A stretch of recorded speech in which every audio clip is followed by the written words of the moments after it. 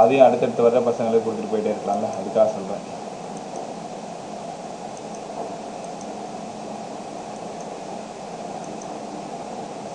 Bus screen கிளியரா பா? Yes sir. Right. So topic thermodynamics. So ஃபாஸ்ட்டாக சொல்லி கொடுக்குறேன், கவனமாக கவனிங்க. தெர்மோடைனமிக்ஸ் இது என்ன பண்ணுது அப்படின்னா ஹீட் எனர்ஜியை மெக்கானிக்கல் எனர்ஜியாக கன்வெர்ட் பண்ணுது. Thermodynamics convert heat energy into mechanical energy. Heat எனர்ஜியை மெக்கானிக்கல் எனர்ஜியாக கன்வெர்ட் பண்ணக்கூடிய இந்த டாப்பிக்கோட பேர் தான் வந்து தெர்மோடைனமிக்ஸ். ரைட். தெர்மோடைனமிக்ஸ் இந்த லெசனில் என்னென்ன டேர்ம்ஸ் பயன்படுத்துவோம்? பீனா ப்ரெஷர், வீனா வால்யூம், டீனா டெம்பரேச்சர், யூனா இன்டர்னல் எனர்ஜி. இன்டர்னல் எனர்ஜி இதான் யூ, ரைட்டா? And number of moles mu. Mu is nothing that is number of moles. By இந்த யூனிட் வந்து கம்ப்ளீட் 5 லெக்சர் ரிப்பீட்டரோடது சூப்பராக இருக்கும். நான் அதையும் அனுப்பி விடுறேன், இதையும் அனுப்பி விடுறேன். ஏதாவது புரியலன்னா நீங்கள் அதை பாருங்கள். அதை பார்த்தீங்கன்னா ஒரு 5-6 மணி நேரம் தேவைப்படும். இதுனா ஒரு 1 ஹவரில் எடுத்துடலாம், இல்லை 1.5 மணி நேரத்துக்குள்ளே எடுத்துடலாம். ஸோ மியூன்றது நம்பர் ஆஃப் மோல்ஸ் நேற்று சொல்லி கொடுத்துருந்தேன். அடுத்தது ஐசோதெர்மல் ப்ராசஸ். மொத்தம் தெர்மோடைனமிக்ஸோட ப்ராசஸ் எத்தனை ப்ராசஸ் இருக்குது? முதல்ல ஐசோதெர்மல் ப்ராசஸ். ரெண்டாவது adiabatic process. Isothermal process, adiabatic process, isochoric process, isobaric process, then reversible and irreversible, அதுக்கப்புறமா வந்து சைக்ளிக் அண்ட் நான் சைக்ளிக், ரைட்டா? சைக்ளிக் அண்ட் நான் சைக்ளிக் இதெல்லாம் நீங்கள் வந்து கற்றுக்க போகிறீங்க. மொத்தம் இதை தனித்தனியாக படிச்சிங்க அப்படின்னா உங்களுக்கு என்ன முடியும்? லெசன் முடிஞ்சிடும், ரைட்டா? மொத்தம் ஒரு 3 பேரை பற்றி நம்ம பேசலாமா? ஸோ முதல்ல ஹீட் யாரு sir? Heat is a kind of energy. ஹீட்டுக்கு இது வரைக்கும் என்னெல்லாம் ஃபார்முலா சொல்லி கொடுத்தேன்? எம் ஸ்மால் எஸ் டெல் டின்னு சொல்லி கொடுத்தேன். Del Q equal to M into எல்லுன்னு சொல்லி கொடுத்தேன். அதுக்கப்புறமா டெல் கியூ ஈக்குவல் டு வெறும் எஸ் இன்ட்டு டெல் டி. ஞாபகம் இருக்கா உனக்கு? மாஸ் வராமல் இல்லை அப்படின்னா தெர்மல் கெப்பாசிட்டி நேற்று பேசணும், ஞாபகம் இருக்கா? Capital S equal to del Q by del T. இங்கே அமௌண்ட் வரக்கூடாது, மாஸ் வரக்கூடாது. ஸோ இது வரைக்கும் இந்த ஹீட்டை பற்றி பேசினது இந்த 3 விஷயம் நம்ம பேசியிருக்கோம். உனக்கு தெரியுமா, ரொம்ப ரொம்ப முக்கியமாக அவங்க கேட்கக்கூடிய ஒரு கொஷின் என்னன்னா, heat is a path depend. அப்படின்னா இப்போ ஒரு ராடை நீங்கள் ஹீட் பண்ணுறீங்க அப்படின்னா அந்த ராடோட ஹீட் வந்து அந்த பாத் வழியாக தான் ட்ராவல் பண்ணும். இந்த கொஷின் கண்டிப்பாக கேட்பாங்க. Heat is a path depend. ஒருவேளை டெல் கியூக்கு இன்னொரு ஃபார்முலா பார்த்தோம், மியூ சிவி டெல்டின்னு பார்த்தோம். டெல் கியூக்கு மியூ சிபி டெல்டின்னு பார்த்தோம். அது உங்களோட விருப்பம், நீங்கள் எந்த இடத்துல எதை பயன்படுத்தணுமோ அதை பயன்படுத்திக்கோங்க. நான் ஒட்டுமொத்தமாக இந்த லெசனில் இருக்கக்கூடிய எல்லா ஹீட்டோட ஃபார்முலாவும் உங்கள்கிட்ட பேசிட்டேன். எது வேணுமோ அதை எடுத்துக்கோ. லேட்டன்ட் ஹீட் ஆஃப் ஃபியூஷன் வேணும்னா இங்கே எஃப் எடுத்துக்கோ, வேப்பரைசேஷன் வேணும்னா வி எடுத்துக்கோ, ரைட்டா? அடுத்தது இன்டர்னல் எனர்ஜி. ரெண்டாவது ஆள் இன்டர்னல் எனர்ஜினா என்னங்க சார்? இன்டர்னல் எனர்ஜினா டெல் யூன்னு அர்த்தம். இப்போது ஒன்றும் இல்லைப்பா, ஒரு பாத்திரத்தில் அம்மா வந்து சுடு தண்ணி போடுறாங்கன்னு வச்சுக்கோங்களேன். இப்போது ஹாட் வாட்டர் போட்டுருக்கும்போது இங்கே போய் இன்னும் அந்த வாட்டர் வந்து பாயில் ஆகலை, கொஞ்சம் கொஞ்சமாக அது ஹீட் ஆகுது. அப்போது டெம்பரேச்சர் அதிகமாக அதோட இன்டர்னல் எனர்ஜியும் அதிகமாகும். நீங்கள் எப்பவுமே மறக்கக்கூடாத ஒரு விஷயம் என்னென்னா, இன்டர்னல் எனர்ஜியும் டெம்பரேச்சரும் டைரக்ட்லி ப்ரொபோர்ஷனல். கரெக்டாக? Directly proportional. இப்போது இந்த இடத்துல இனிஷியலாக யூஐன்னு வச்சுக்கோங்க, இந்த இடத்துல ஃபைனல் வந்து யூஎஃப்னு வச்சுக்கோங்க. Change in internal energy UF minus யூஐன்னு தெரிஞ்சுக்கணும். Change in internal energy UF minus UI. உங்களுக்கு தெரியுமா சேஞ்ச் இன் இன்டர்னல் எனர்ஜி என்ன டிபெண்ட் சார்? பார்த்தா பாயிண்டான்னு கேட்பாங்க. இந்த வார்த்தை ரொம்ப முக்கியம். Change in internal energy it is a point function. ஒரே நிமிஷம். Change in internal energy it is a internal energy independent of path. independent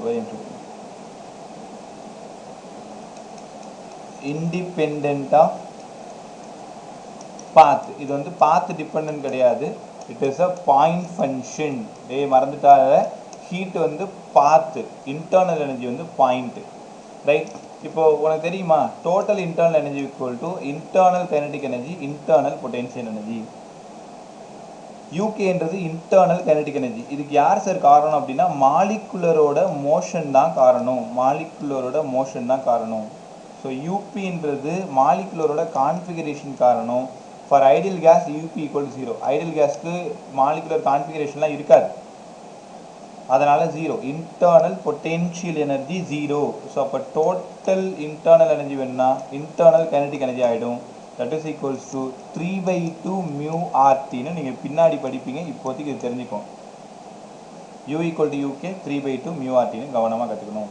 எது எப்படி ரெண்டு விஷயம் தான் சார். ஹீட் வந்து பாத் டிபெண்டன்ஸு, இன்டர்னல் எனர்ஜி வந்து பாயிண்ட் ஃபங்க்ஷன்ஸு, தெரியுதா?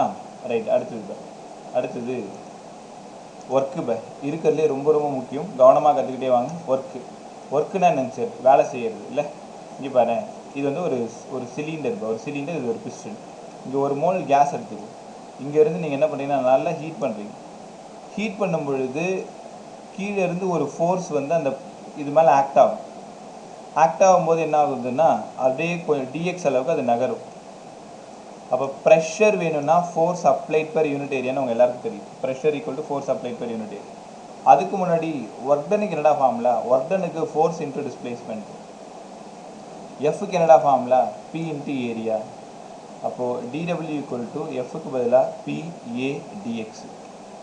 அப்போ இந்த ஏ இன்ட்டு டிஎக்ஸை நீங்கள் டிவின்னு எழுதலாமா? டிவின்னு எழுதலாம். அப்போ டிடபிள்யூ ஈக்குவல் டு பிடிவி. இனிமேல் எங்கெல்லாம் டிடபிள்யூன்னு சொல்கிறாங்களோ அங்கெல்லாம் உனக்கு பிடிவின்னு தெரியும். இந்த லெசனோட மோஸ்ட் வாண்டட் ஹீரோ யார் அப்படின்னா இந்த ஒரு ஃபார்முலா நம்பர். ஏன்னா நீங்கள் எல்லா ப்ராசஸ்லையும் ஒர்க் டன் படிக்கணும். அப்போ ஒர்க் டன் அப்படின்னாலே பிடிவி தான். அதாவது சார் டபிள்யூ ஈக்குவல் டு பிவியா சார்? ஆமாண்டா. ப்ரெஷரையும் வால்யூமையும் மல்டிப்ளை பண்ணிங்கன்னா உனக்கு ஒர்க்கு கிடச்சிரும். அப்போ டபிள்யூ மட்டும் வேணும்னா இன்டெக்ரல் ஆஃப் பிடிவியா? டபிள்யூ வேணும்னா இன்டெக்ரல் ஆஃப் பிடிவி. உங்கள் எல்லாருக்கும் தெரியும், இன் ஃபிசிக்ஸில் வந்து இன்டெகிரேஷன் போட்டிங்கன்னா அது ஏரியான்னு அர்த்தம். அப்போ பிக்கும் விக்கும் கிராஃப் ட்ரா பண்ணுறீங்க. இனிஷியலாக வால்யூம் வந்து விஏ, ஃபைனலாக வால்யூம் வந்து விஎஃப். அப்போது இதுதான் இதுக்கான ஏரியா எடுங்க. இதுக்கான ஏரியா எடுத்தீங்கன்னா எல் இன்ட்டு பி இல்லை. அப்போ எல் இன்ட்டு பின்னு ஏரியா எடுத்தீங்கன்னா அது யார்? ஒர்க்கு. அப்போ work equal to L into P. இதில் நிறைய சம் கேட்பாங்கப்பா, கவனமாக கவனிக்கணும். இந்த ஏரியாவில் ப்ராப்ளம் கண்டிப்பாக வரும். ப்ரெஷரும் வால்யூம் கிராஃப் கொடுத்துட்டு ஒர்க் டன் கேட்பாங்க. Work done equal to integral of PdV. தெரியுதா? ஸோ அந்த பின்னாடி இது மாதிரி நான் சொல்லித்தரேன். ஒர்க்குன்றது பாயிண்ட்டாக பார்த்தாடான்னு கேட்டிங்கன்னா, ஒர்க்குன்றது இந்த வழியாக போகிறதுனால இதுவும் கண்டிப்பாக பாத் டிபெண்ட்னு சொல்லணும். Work is nothing that is path depend. அப்போ என்ன புரிஞ்சுக்கிறீங்க? ஹீட் வந்து பாயிண்ட்டாக பார்த்தாடா, ஹீட் வந்து பாத் டிபெண்ட். இன்டர்னல் எனர்ஜி வந்து பாயிண்ட்டாக பார்த்தாடான்னு கேட்டால் இன்டர்னல் எனர்ஜி பாயிண்ட் ஃபங்க்ஷன். ரைட்டா? Internal energy point function. Heat வந்து பாத் டிபெண்ட்டு. அதே மாதிரி ஒர்க் என்னடா? ஒர்க்கும் பாத் டிபெண்ட். இந்த மூணு விஷயம் உனக்கு தெரியணும். ஹீட்டுக்கான ஈக்குவேஷன் எல்லாருக்கும் தெரியணும். Work done equal to integral of PdV. இந்த ஃபார்முலாவில் நியூமரிக்கல் கற்றுக்கணும். எப்போவுமே என்ன பண்ணுவாங்கன்னா பிவி கிராஃப் கொடுத்துருவாங்க. அப்போது இப்போ கிளாக் வைஸ் சைக்கிளில் போயிட்டுருக்குன்னு வச்சுக்கோங்களேன். இதில் ஒரு ஆன்சர் வரும்ல. இப்போ ஒரு 15 வருதுன்னு வச்சுக்கேன். இந்த 50 ஜூலுக்கு நீங்கள் ப்ளஸ்ன்னு போட்டுக்கணும். ஏன்னா கிளாக் வைஸில் ஹீட் ஆச்சு அப்படின்னா ப்ளஸ்ஸு, இதே ஆன்டி கிளாக் வைஸாக இருந்ததுன்னா மைனஸ்ஸு. அப்போ -50 ஜூலு. நான் எல்லாம் பின்னாடி சூப்பராக சொல்லித்தரேன், நல்லா கற்றுக்கோங்க. ஸோ இவ்வளோ நேரம் நீங்கள் பேசினது ஹீட்டு, இன்டர்னல் எனர்ஜி, ஒர்க்கு, யார் பாயிண்ட் ஃபங்க்ஷன் யார் பாத் ஃபங்க்ஷன்றது ஆழமாக தெரிஞ்சுக்கணும். ரைட்டப்பா? அடுத்தது தெர்மோடைனமிக்ஸில் ஃபர்ஸ்ட் லா, செகண்ட் லா, தென் 0th லா. ஃபஸ்ட்டு எடுத்ததுமே நீங்கள் எங்கே போகிறீங்கன்னா 0th லா ஆஃப் தெர்மோடைனமிக்ஸ் போகிறீங்க. 0th லா ஆஃப் தெர்மோடைனமிக்ஸ் அப்படியே ஷார்ட்டாக சொல்கிறாங்க, கவனிச்சே வச்சுக்கோங்க. 0th லா ஆஃப் தெர்மோடைனமிக்ஸ் என்ன சார் சொல்லுது? ஒன்றும் இல்லை. இந்த இடத்துல ஒரு ரூம்னு வச்சுக்கோங்களேன். இதுதான் ஏ, இது ஒரு பின்னு வச்சுக்கோங்க. ஏக்கும் பிக்கும் தெர்மல் கான்டாக்டே கிடையாது, நல்ல பெரிய சிவரிச்சிட்டாங்க. சி, ஏவும் சியும் தொட்டுக்கிட்டு இருக்கு, பியும் சியும் தொட்டுக்கிட்டு இருக்கு. இனிஷியலாக ஏபிசி வேறு டெம்பரேச்சர். இப்போ எப்போ அவங்க தொட ஆரம்பித்தாங்களோ அப்போவே ஏவோட டெம்பரேச்சரும் பியோட டெம்பரேச்சரும் சியோட டெம்பரேச்சரும் ஈக்குவல் ஆகிடுச்சு. அப்போ 0th law of thermodynamics எதை பற்றி சார் பேசுது அப்படின்னா இந்த வார்த்தை ரொம்ப முக்கியம், கான்செப்ட் ஆஃப் டெம்பரேச்சரை பற்றி பேசுதுங்க sir. Concept of temperature. 0th law of thermodynamics எதை பற்றி பேசுனா கான்செப்ட் ஆஃப் டெம்பரேச்சர். ஏவும் பியும் not in thermal equilibrium but A and C contact, B and C contact, so A, B, C are in thermal equilibrium. கரெக்டாக இப்போ இது 0th law எதை பற்றி பேசுதுன்னு கேட்டானா டக்குன்னு சொல்லணும் கான்செப்ட் ஆஃப் டெம்பரேச்சரை பற்றி பேசுதுன்னு சொல்லணும். ஒன்றுமே இல்லை, ஏ வந்து நீ, பி வந்து உன்னோட எதிரி. ஏக்கு அதாவது உனக்கு ஒரு நண்பன் சி, உன் எதிரிக்கு ஒரு நண்பன் சி. இப்போது நீ ஏ சியோட கையை பிடிக்கிற, பி சியோட கையை பிடிக்கிறீங்க. இப்போ 3 பேரோட டெம்பரேச்சரும் ஒரே மாதிரி ஆயிடுது. சரிதா? ஸோ தர்மல் ஈக்குலிபிரியம்ன்றது இதுதான். இப்போ அம்மா காஃபி எடுத்துகிட்டு வராங்க, எடுத்துகிட்டு வந்து உன் டேபிள் முன்னாடி பாவம் புள்ள படிக்குது அப்படின்னு வைக்கிறாங்க.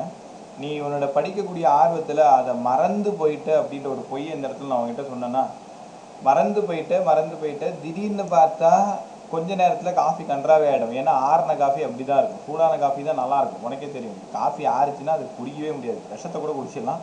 அப்படி ஒரு காஃபி எங்கள் வீட்டில் கிடைக்கணும், ஆறின காஃபி. நான் அப்படி தான் சூடாக இருந்து வைப்பாங்க, அது மறந்து போய் ஆறி போயிடும். அது ஆறி தானாகவே விஷமாக மாறிடாது, நம்ம ஒன்றும் பண்ண முடியாது. ஸோ அந்த காஃபியோட டெம்பரேச்சர் பார்த்தீங்கன்னா ரூம் டெம்பரேச்சருக்கு ஈக்குவலாக வந்துடும். இப்போ இதுக்கு பேர் என்ன? தர்மல் ஈக்குலிபிரியம்னு அர்த்தம். ரூமோட டெம்பரேச்சரில் அந்த காஃபி வந்துருச்சு, சரிதா? ஸோ வாழ்க்கையும் சமநிலையாக இருக்கிறது ரொம்ப ரொம்ப நல்லது. எல்லாரோடையும் ஒத்து போகிறது, எல்லாரோடையும் ரொம்ப ரொம்ப அன்பாக இருக்கிறது, நிதானமாக இருக்கிறது, உலகத்தை நேசிக்கிறது, ரைட்டா? இது ஈக்குலிபிரியம்னா சமநிலைன்னு அர்த்தம். சார் நீங்கள் பேசினதுக்கும் இதுக்கு என்ன சார் சம்மந்தம்னா, இந்த இடத்துல உனக்கு ஏதாவது நல்ல விஷயம் சொல்லணும். அப்போ ஈக்குலிபிரியம் அப்படின்னா சமநிலை, எல்லாரோடையும் ரொம்ப அன்பாக இருக்குது, வேலை முடிஞ்சு போச்சு. ஏபிசி 3 பேரும் தெர்மல் கான்டாக்டில் இருப்பாங்க. இது 0th law concept of temperature, ரைட்டாப்பா? அடுத்தது ஃபர்ஸ்ட் லா ஆஃப் தெர்மோடைனமிக்ஸ் என்ன சார் சொல்லுது? இங்கேருந்து தான் உங்களோட கணக்கு ஆரம்பிக்குது. First law of thermodynamics. So நியூமரிக்கெல்லாம் ரெடியாக இருக்குப்பா, சூப்பராக இருக்கும் அந்த லெசன், எனக்கு ரொம்ப பிடிச்ச லெசனு. அப்படியே அருவி மாதிரி வாயிலேருந்து தெர்மோடைனமிக்ஸ் கொட்டினே இருக்கும். வாயிலேருந்து கொட்டினா அதை வாந்தின்றியா? இது நல்ல காமெடி தான், பரவாயில்ல, நானும் பண்ணிட்டேன். நிஜமாலுமே வாயிலேருந்து கொட்டினா அது வாந்தி தான். ஆனால் வாயிலிருந்து தெர்மோடைனமிக்ஸோட டேட்டாஸ் நிறைய கொட்டுன்னு சொல்கிறது தான் அப்படி சொல்லிவிட்டேன். நீ எதுவும் தப்பாக நினச்சிக்காது. So first law of thermodynamics. First law of thermodynamics என்ன சார் சொல்லுது? இங்கே இது வந்து ஒரு சிலிண்டர், இந்த இடம் வந்து ஒரு பிஸ்டன். இங்கேருந்து நீங்கள் என்ன பண்ணுறீங்கன்னா ΔQன்ற அமௌண்ட் ஆஃப் ஹீட் எனர்ஜி கொடுக்குறீங்க. இங்கே ஒரு 1 mole கேஸ் எடுத்துக்கிறீங்க. இப்போ அந்த கேஸ் வந்து சூடாகுது இல்லை, சூடாகுதா? அதுதான் நீங்கள் இன்டர்னல் எனர்ஜின்னு சொல்லணும். ஏன்னா இன்டர்னல் எனர்ஜியும் டெம்பரேச்சரும் அண்ணன் தம்பி டைரக்ட்லி ப்ரொபோர்ஷனல். நல்ல ஹீட் ஆகிடுச்சு, கீழேருந்து ஒரு ப்ரெஷர் அது மேலே ஆக்ட் ஆகுது, அதனால அந்த பிஸ்டன் மேலே நகருது. அப்போது இந்த இடத்துல ஒரு வேலை நடந்திருக்கு, அந்த வேலை தான் ΔW. அப்போது நான் 100 ரூபாய் எனர்ஜி கொடுத்தேன், 50 ரூபாய் இன்டர்னல் எனர்ஜி அதிகமாகிடுச்சு, ஒர்க் டன் நடந்தது ΔW. First law of thermodynamics என்னடா சொல்லுது sir? ΔQ equal to ΔU plus ΔWன்னு சொல்லுது sir. ΔQ equal to ΔU plus ΔW, கரெக்டா? ஸோ ΔWன்றது அமௌண்ட் ஆஃப் ஒர்க் டன், ΔUன்றது இன்டர்னல் எனர்ஜி, இது ஹீட்டு, எல்லாமே எனர்ஜி. அப்போ ஃபர்ஸ்ட் லா ஆஃப் தெர்மோடைனமிக்ஸ் எதை பற்றி பேசுது அப்படின்னா, it is conservation of energy, conservation of heat energy. எப்படி சார்? நான் 100 ரூபாய் கொடுத்தேன், ரெண்டும் 50 ரூபாய் பிரிஞ்சிருச்சு. there is no loss, which mean conserved, conservation. ΔQ equal to ΔU plus ΔW, ரைட்டா? ரே ஆப்டிக்ஸ் படிக்கிற மாதிரி இந்த இடத்துல ஒரு கஷ்டமான விஷயம் இருக்குது, சைன் கன்வென்ஷன். நீங்கள் ரே ஆப்டிக்ஸில் சைன் கன்வென்ஷனில் பிரச்சனை பண்ணுவீங்க இல்லையா, அதே மாதிரி இந்த இடத்துலையுமே யாருக்காவது புரியலன்னா ஹானஸ்டாக ஸ்டாப் பண்ணி எனக்கு புரியல, ஒழுங்காக கற்றுக் கொடுங்க, நீ கேட்டு தெரிஞ்சுக்கோ. இந்த ஒரு இடம் மட்டும் இப்போ வரப்போகிற ஒரு 3-4 நிமிஷம் என்ன சொல்கிறது, அப்படியே உன் கண்களை பெருசாக திறந்து உன் மூளையில் இருக்கக்கூடிய அந்த பிளாக்கெல்லாம் ரிமூவ் பண்ணிவிட்டு பெருசாக கேட்டை ஓப்பன் பண்ணி வை. சொல்கிற டேட்டாவை அப்படியே என்ன சொல்கிறது, வாழைப்பழத்தில் கொடுத்து உள்ளே போட்டுக்கோ, தெரியுதா? ரைட். ΔQ பாசிட்டிவ் எப்பமா? நீங்கள் எனர்ஜியை சிஸ்டத்துக்கு கொடுத்தா. Amount of heat energy is given to a system. amount of heat energy is given to a system. amount of heat energy is given to a system. என்னடா மீனிங்? சரி, இது ஒரு system sir, 1 mole case எடுத்துக்கிட்டோம், இங்கேருந்து நம்ம ஹீட்டை கொடுத்தோம்னா யார் கொடுப்பா? யாருக்கு பாசிட்டிவாக நிறைய, யார்கிட்ட பாக்கெட்டில் நிறைய காசு இருக்கோ அவன் தான் கொடுப்பான், கரெக்டு தானே? அப்போ ΔQ வந்து பாசிட்டிவ், ரைட்டா? ΔQ வந்து பாசிட்டிவ் எப்போனா the amount of heat energy is given to a system. சரிடா டெல் கியூ எப்படா நெகட்டிவ், நம்ம யார்கிட்டேருந்து வாங்கினா அவன் நெகட்டிவ் ஆகிடும்ல. Drawn from the system, amount of heat energy drawn from the system. ரைட்டா, ஒரே நிமிஷம்.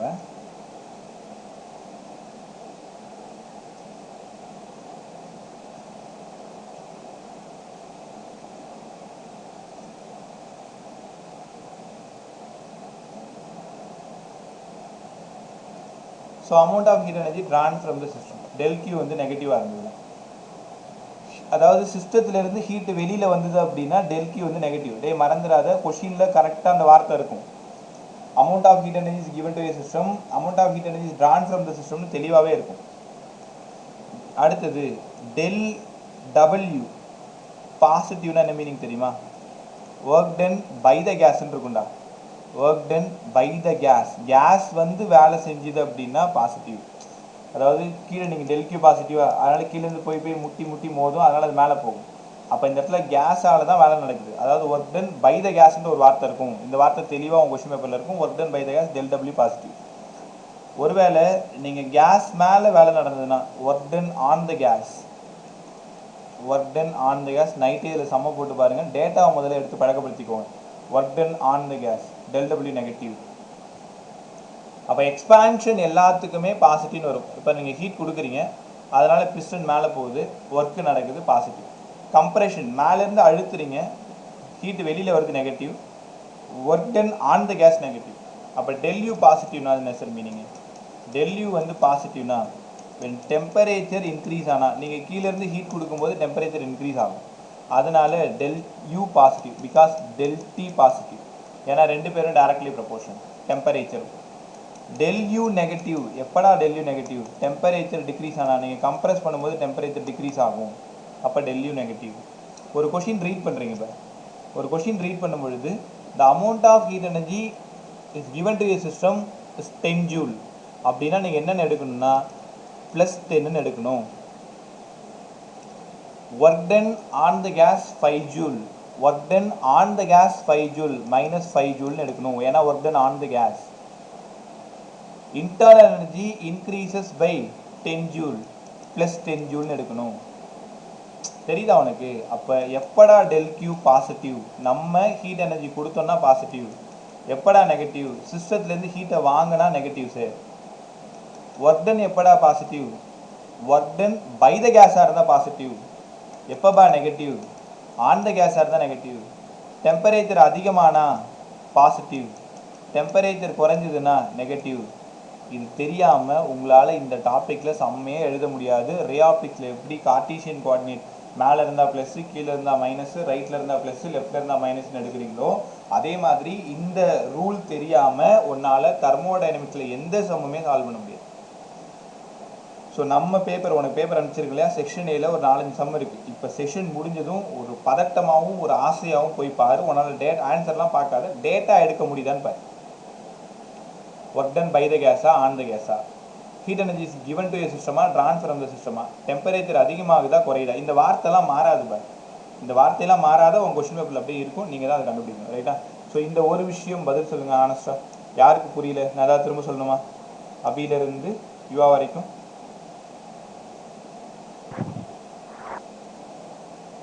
கிளியரா எல்லாருக்குமே? Clear sir. ரைட், அடுத்து போகலாமா? ஓகே.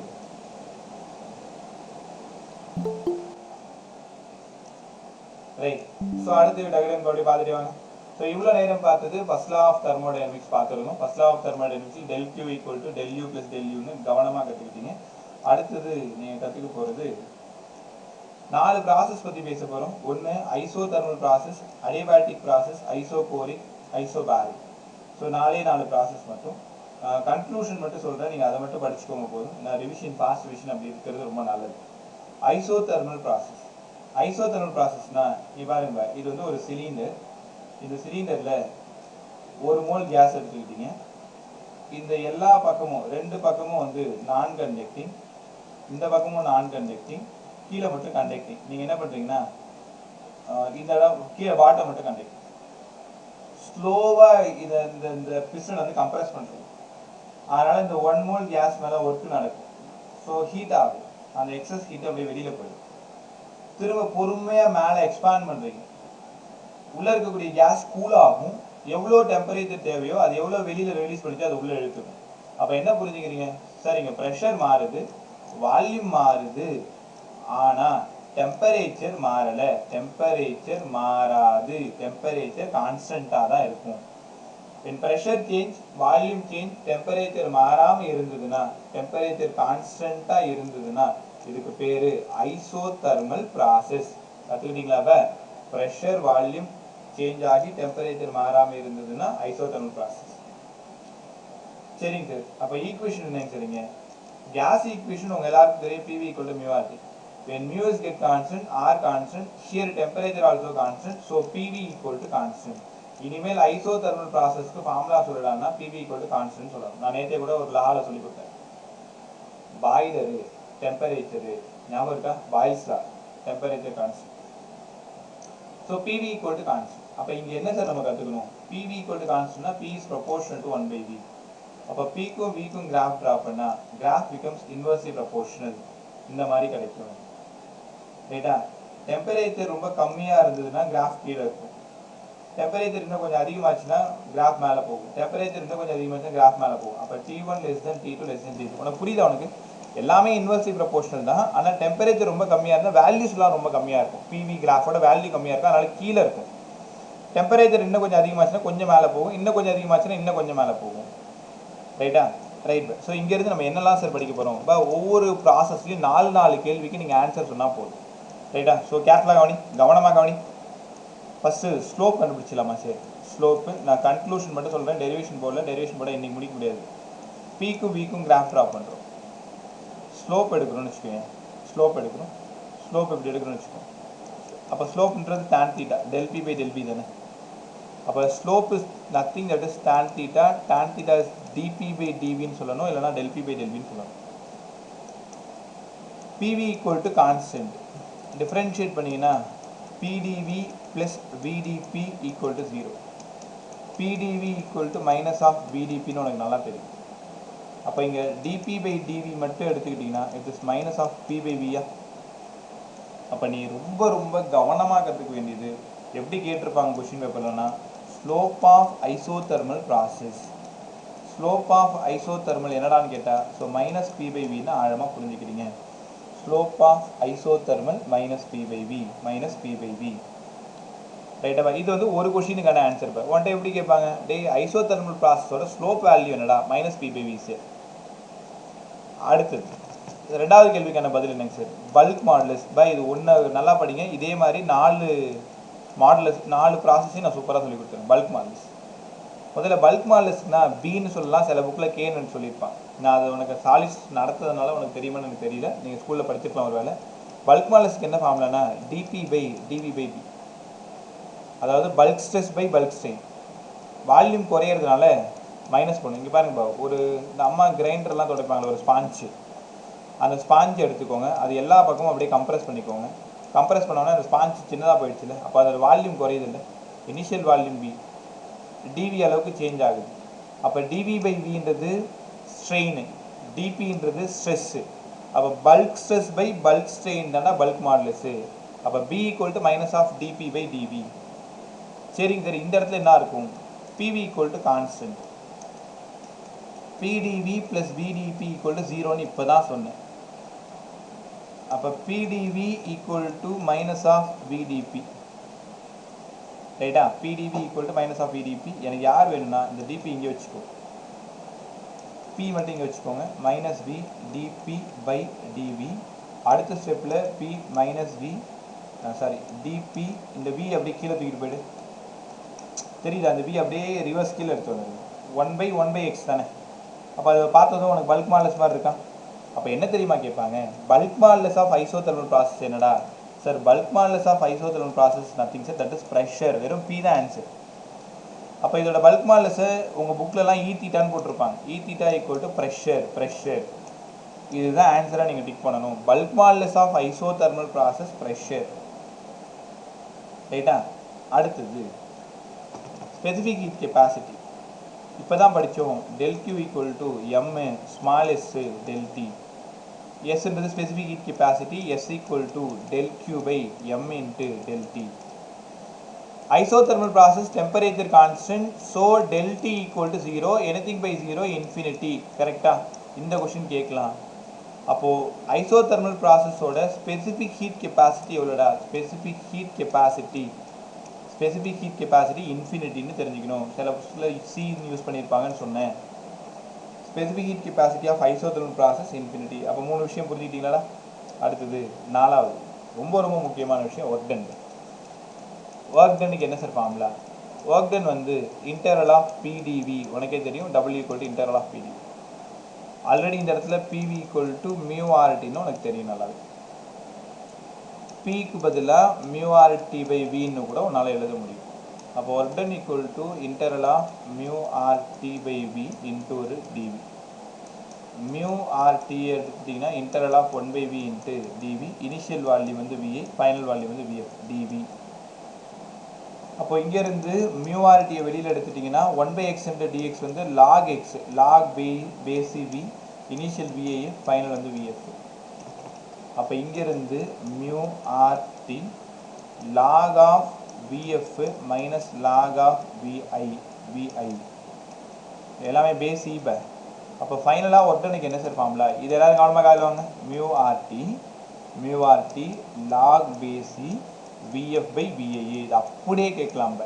அப்போ work done of isothermal process மறுபடியும் எழுதுகிறேன். Work done equal to mu RT log base E VF by VA.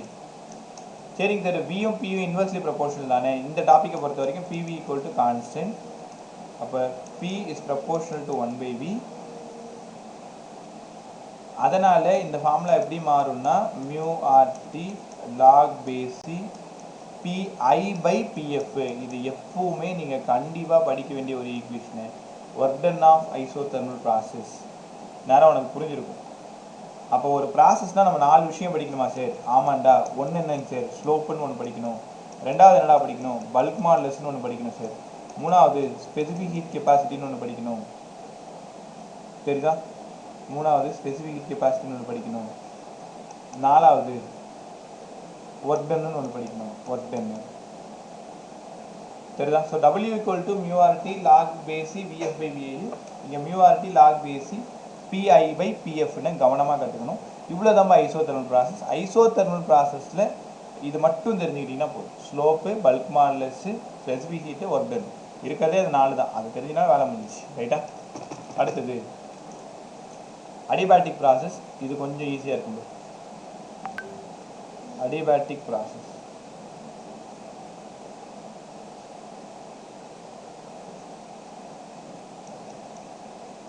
Adiabatic ப்ராசஸோட இன்னொரு பேர் என்னென்னா சடன் ப்ராசஸ். இந்த ஒரு ப்ராசஸ் தானே கொஞ்சம் கஷ்டமாக இருக்கும். கவனமாக கவனிங்களா? It is sudden process. Sudden process அப்படின்னா இங்கேருந்து சடனாக கம்ப்ரஸ் பண்ணுறேன். 1 mole கேஸ் எடுக்கிறீங்க. ஹீட்டு வந்து வெளியில் போகல. அதாவது எல்லாமே நான் கண்டக்டிங் ஃபுல்லாகவே பாட்டம் சைடு எல்லாமே நான் conducting. It is a sudden process. இங்கே 1 mole கேஸ் எடுத்துக்கிட்டீங்கல்ல, அப்போ ப்ரெஷர் கண்டிப்பாக சேஞ்ச் ஆகும், வால்யூம் கண்டிப்பாக சேஞ்ச் ஆகும், டெம்பரேச்சரும் கண்டிப்பாக சேஞ்ச் ஆகும். உனக்கு தெரியுமா அடிபேட்டிக் ப்ராசஸ்னால் no transfer of heat system and சரௌண்டிங்ஸ்லேருந்து ஹீட்டு உள்ளேயும் போகாது, சிஸ்டத்துலேருந்து ஹீட்டு வெளியிலையும் வராது. தெரியுதா? உள்ளேயும் போகாது, வெளியிலையும் வராது. அதனால் ΔQ வந்து 0. முக்கியமாக நீங்கள் தெரிஞ்சிக்க வேண்டியது அடிபேட்டிக் ப்ராசஸில் ΔQ வந்து 0. உள்ளேயும் போகாது, வெளியும் வராது. சரிதா? So no transfer of heat, உள்ளேயும் போகாது, வெளியும் வராது. இதுக்கு பேர் அடிபேட்டிக் ப்ராசஸ். சரிங்க சார், ஈக்குவேஷன் எழுதுங்க. அடிபேட்டிக் ப்ராசஸ்னாலே நீங்கள்லாம் படிச்சிருப்பீங்க ஸ்கூல் புக்கில். PV power gamma equal to constant. நேற்று காமான்னு கத்திட்டு கிடந்தேன். ஏன்டா காமா பற்றி பேசணுன்னா உனக்கே தெரியும், CP/CVன்ட்டு. சரிதா? காமா மோனோ அட்டாமிக்கோட காமா, டயட்டாமிக்கோட காமா, பாலியட்டாமிக்கில் நான் லீனியரோட காமா. யாராவது டக்குன்னு சொல்லுங்கள். மோனோ என்ன?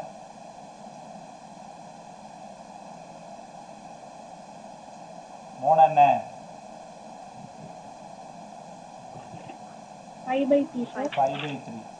Dia?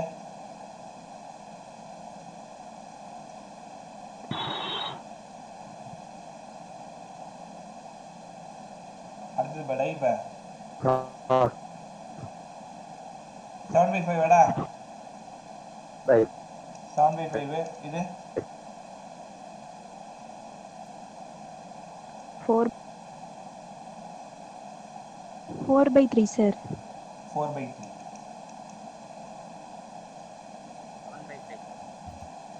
இதுடா ரைட் பை இது தெரிஞ்சுக்கோங்க.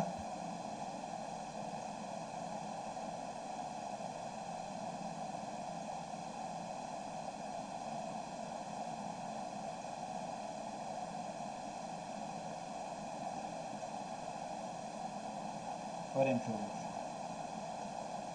Right. So PV power gamma equal to constant. இந்த விஷயத்தை நீங்கள் கவனமாக தெரிஞ்சுக்கணும். அடுத்தது காமாக்கு தான் சிபி பை சிபின்னு சொல்லிட்டு இல்லையா. சரி, இப்போ 4 ஃபார்ம் சொல்லித்தரேன். டே புரியுதான்னு பாருங்கடா.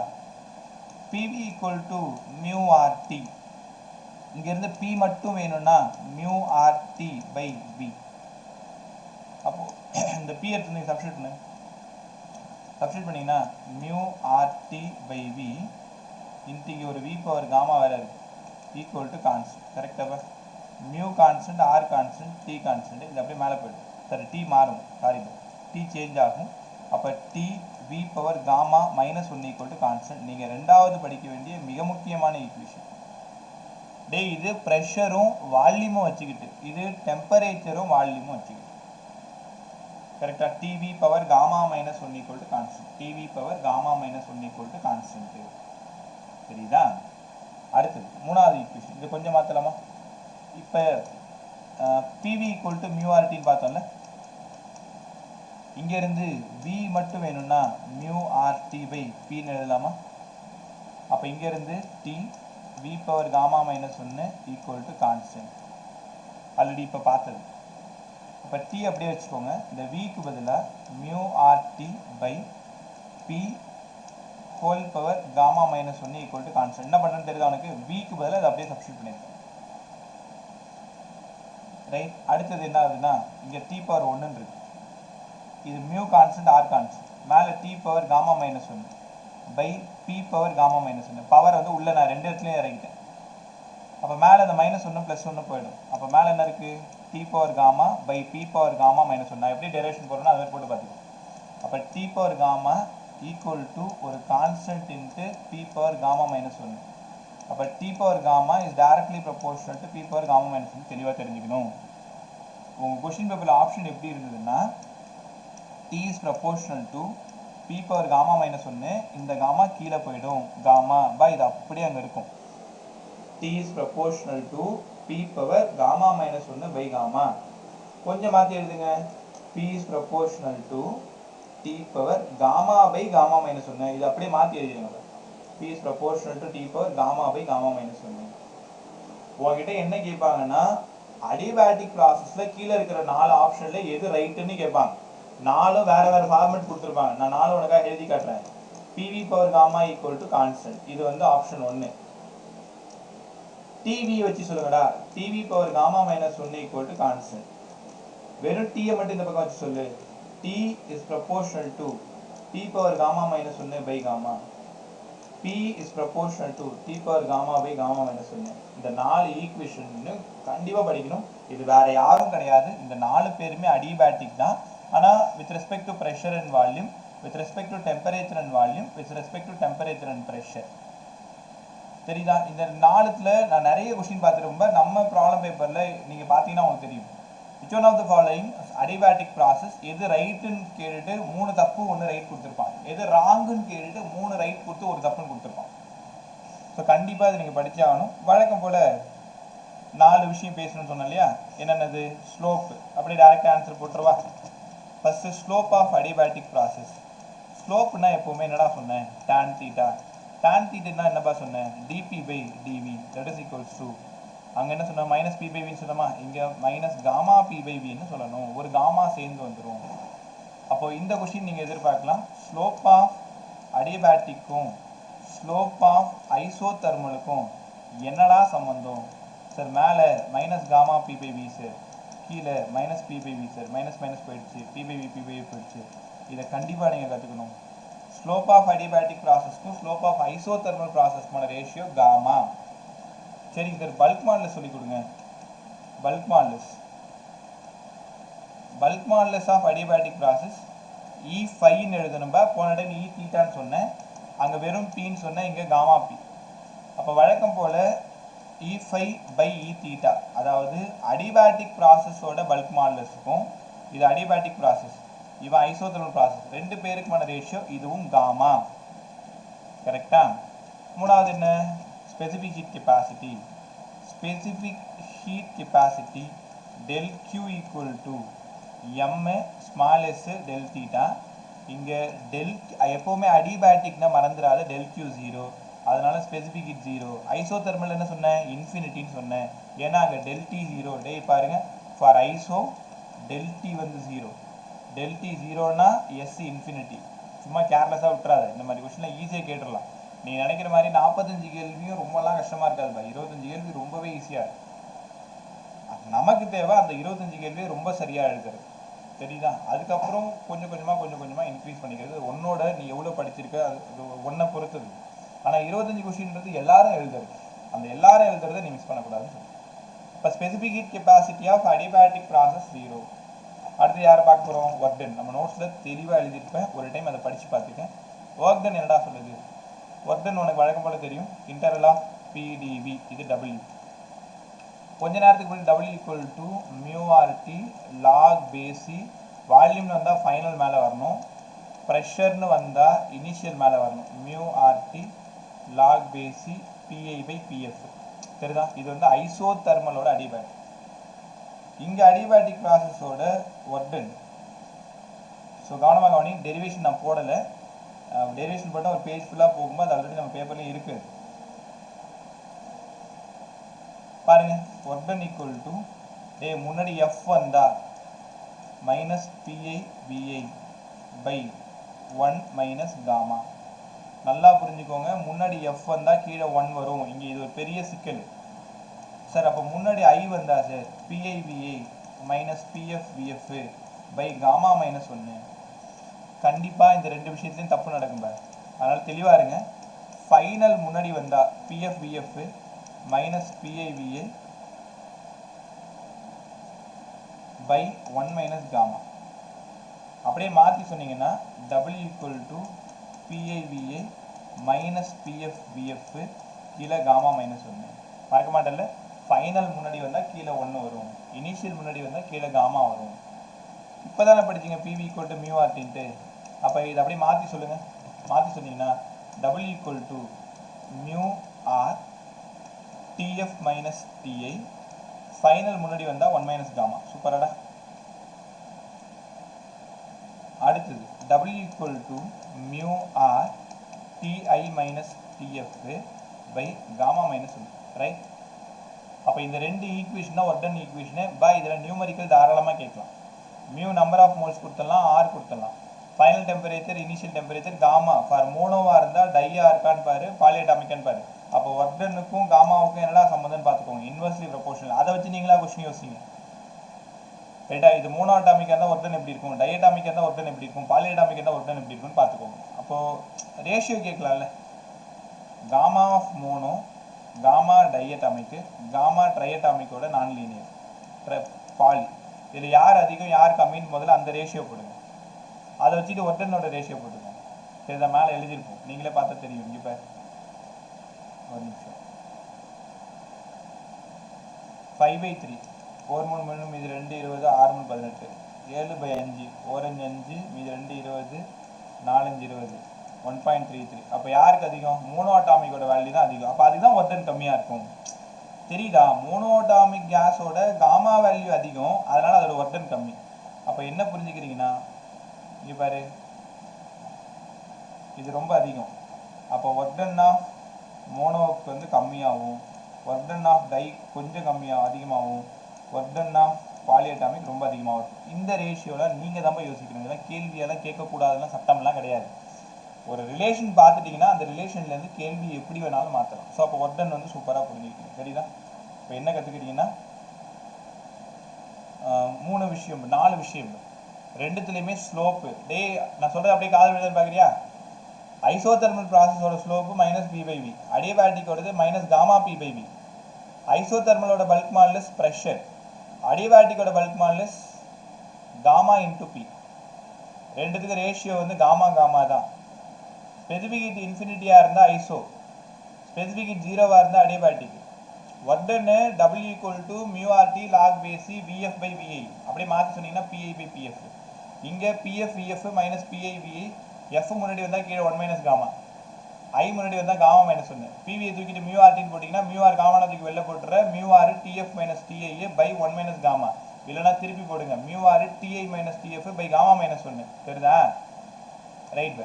பதில் சொல்லுங்கள். இந்த ரெண்டுமே கிளியராக புரிஞ்சுன்னு பாரு. அடிபயாட்டிக் ஐசோதெர்மல் சம்மெல்லாம் பெருசாக கஷ்டமாக இருக்காது, ஆனால் படிக்கிறது நிறைய இருக்கும். சொல்லுங்கள் பாருங்க.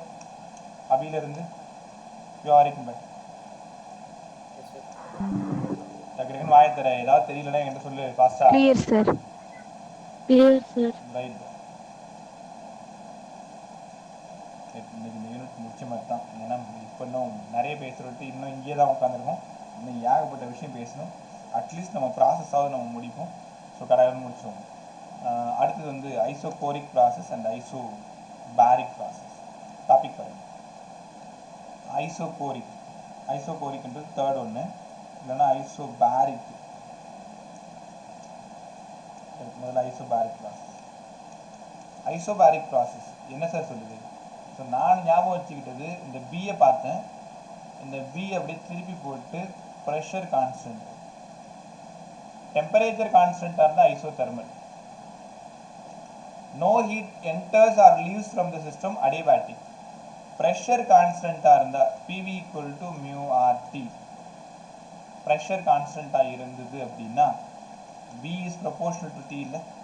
அப்போது இது வந்து ஐசோபாரிக் ப்ராசஸ். நேற்று கூட பிசின்னு ஒரு விஷயம் பேசினேன். PC Charles law pressure constant personal computer தெரியுதா? ஸோ கிட்டத்தட்ட ஐசோபாரிக் ப்ராசஸ் வந்து சார்ல்ஸ் லா மாதிரி இருக்கும். V is proportional to T. அப்போ V is proportional to T னா இல்லை சம் எப்படி கேட்கலாம்? V/T = கான்ஸ்டன்ட் அப்படின்னா V1/T1 = V2/T2ன்னு கவனமாக கற்றுக்கணும். சார் கிராஃப் ட்ரா பண்ணுங்க. Pக்கும் Vக்கும் கிராஃப் எப்போவுமே V வந்து கீழே தான் இருக்கணும், P மேலே இருக்கணும். ப்ரெஷர் கான்ஸ்டன்ட் இப்படி இருக்குமா? இனிஷியல் வால்யூம் இங்கே இருக்கிறது VA, ஃபைனல் வால்யூம் இங்கே இருக்கிறது VF. அப்போ வால்யூம் சேஞ்ச் ஆகுதா? இந்த பக்கமாக போய் வால்யூம் இன்க்ரீஸ் ஆச்சுன்னா இதை நீங்கள் எக்ஸ்பான்ஷன்னு சொல்லணும், ஐசோபாரிக் எக்ஸ்பான்ஷன். ஒருவேளை ஃபைனல் வால்யூம் இங்கே இருக்குது, இனிஷியல் வால்யூம் இங்கே இருக்குது, அது வர்றது இப்படி வந்ததுன்னா இதுக்கு பேர் கம்ப்ரெஷன்னு சொல்லணும். சைக்கிள் பம்ப் நீங்கள் பார்த்துருக்கீங்களா? கீழேருந்து மேலே தூக்குறது எக்ஸ்பான்ஷன், திரும்ப மேலேருந்து கீழே அமைக்கி விடுறது கம்ப்ரெஷன். அப்போது ப்ரெஷர் கான்ஸ்டன்ட், ப்ரெஷர் மாறாது, வால்யூம் மாறும். ஸோ இதுக்கு மட்டும் ஏரியா எடுத்திங்கன்னா that is called as work டன்னு. ஒர்க் கிளாக் வைஸில் போச்சுன்னா பாசிட்டிவ் ஒர்க் டன்னு, ஆன்டி கிளாக் வைஸில் போச்சுன்னா நெகட்டிவ் ஒர்க் டன்னு கவனமாக கற்றுக்கணும்.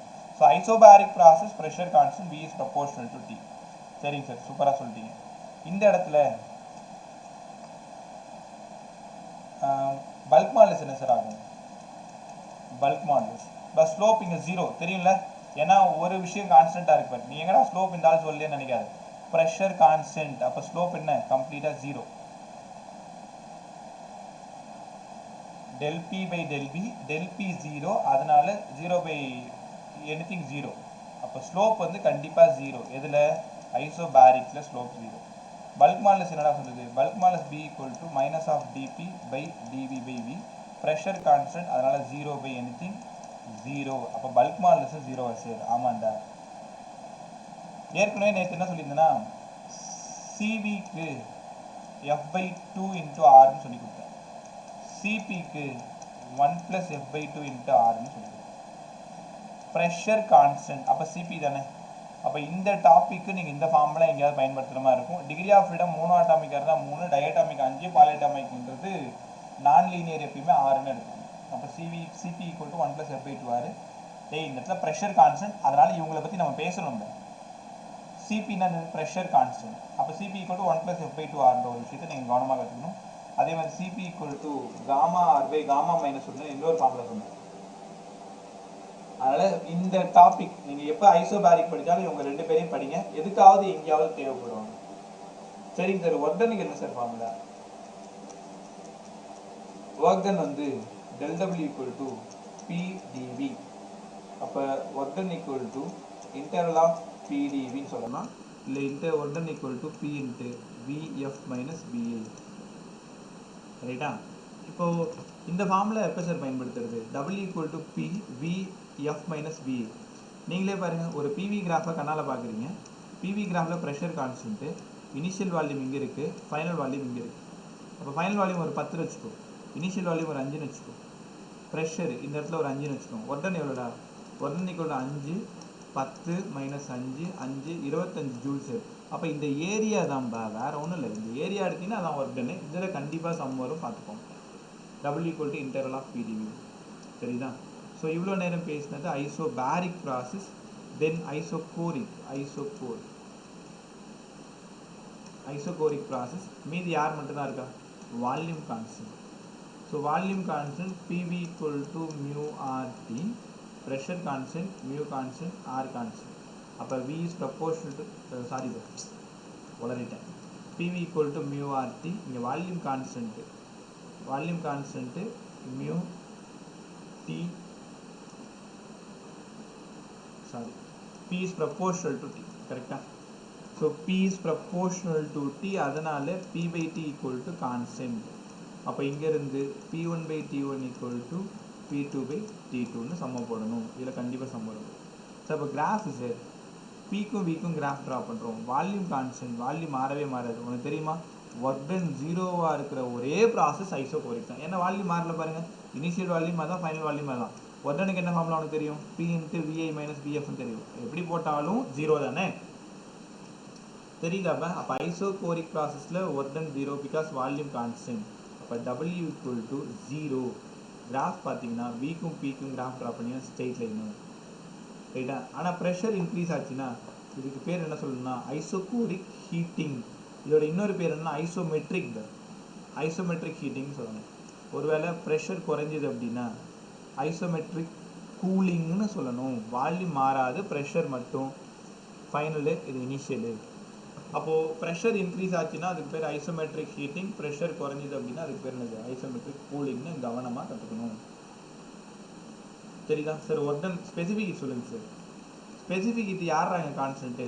Volume constant. சிவியை பற்றி சொல்லுங்கள் சார். சிவி வந்து F/2 இன்ட்டு R. அப்போ சிபி 1 + F/2 இன்ட்டு ஆர்னு எல்லாருக்குமே படிச்சிட்டோம். CV equal to R by gamma minus 1. இங்கே CP equal to gamma R by gamma minus 1. அப்போ இதை 2 பேரை மட்டும் இங்கே பற்றி பேசணும். சரிதா? ரைட். ஸோ 4 ப்ராசஸ் தெளிவாக பேசியிருக்கோம். எப்பயுமே 4 ப்ராசஸ். இதோட ஸ்லோப் என்னன்னு சொல்லுங்கப்பா. எப்பயுமே ஸ்லோப்ன்றது என்னென்னா ஸ்லோப்ன்றது ΔP பை ΔV. ஸோ இங்கே வால்யூம் வந்து கான்ஸ்டன்ட், வால்யூம் கான்ஸ்டன்ட்னால dP by 0, anything by 0 infinity, anything by 0 இன்ஃபினிட்டின்னு கவனமாக கற்றுக்கணும். ரைட்டா? ரைட்டு. இன்னும் ஒரு கிளாஸ் கண்டிப்பாக நமக்கு தேவைப்படும். இப்போ இன்றைக்கி என்னென்ன பேசியிருக்கணும் நமக்கு தெரியவே பாரு. 4 ப்ராசஸ் கண்டிப்பாக படிக்கணும். தென் ஐசோதெர்மல், இது first law of thermodynamics, 0th law of thermodynamics. அதில் ஃபர்ஸ்ட் லா ஆஃப் தெர்மோடைனமிக்ஸில் கண்டிப்பாக செம்ம ப்ராக்டிஸ் பண்ணி பார்க்கணும். இந்த இடம் ரொம்ப ரொம்ப தேவை. ΔQ positive, ΔQ negative, ΔW positive, ΔW negative, ΔU positive, ΔU negative. எப்பெல்லாம் தெரியுதா? Heat energy is given to a system positive, drawn from a system negative. அதுக்கப்புறமா எப்படா ΔW பாசிட்டிவ் அப்படின்னா work done by the gas, இது work done on the gas. Temperature increases positive, temperature decreases நெகட்டிவ்னு சூப்பராக புரிஞ்சுக்கணும். இது 4 ப்ராசஸ் நம்ம போட்டுப்பாங்க. இன்னும் என்னென்ன இருக்குன்னா சைக்ளிக் ப்ராசஸ் இருக்குது. செகண்ட் லா ஆஃப் தெர்மோடைனமிக்ஸில் கார்னாட் என்ஜின், அதுக்கப்புறமா ஹீட் என்ஜின், அதுக்கப்புறமா ரெஃப்ரிஜரேட்டர். இன்னும் 1 hour கிளாஸ் கண்டிப்பாக தேவைப்படுங்க. இன்றைக்கி வந்து 12th பர்சன்ட் கிளாஸ் இருக்குது 7:30. ஸோ அதனால் என்ன பண்ணுறீங்கன்னா டெஸ்ட்டுக்கு போய் ப்ரிப்பேர் பண்ணுங்கள். 8 o'clock உனக்கு கொஷின் பேப்பர் அப்லோட் ஆகிடும். எதுனா தெர்மல் ப்ராப்பர்ட்டி இருக்குல்ல, அது மட்டும். ஸோ அதை மட்டும் இப்போ டெஸ்ட் எழுதி முடிச்சுட்டு, ஸோ அதுக்காக கொஞ்ச நேரம் படிச்சு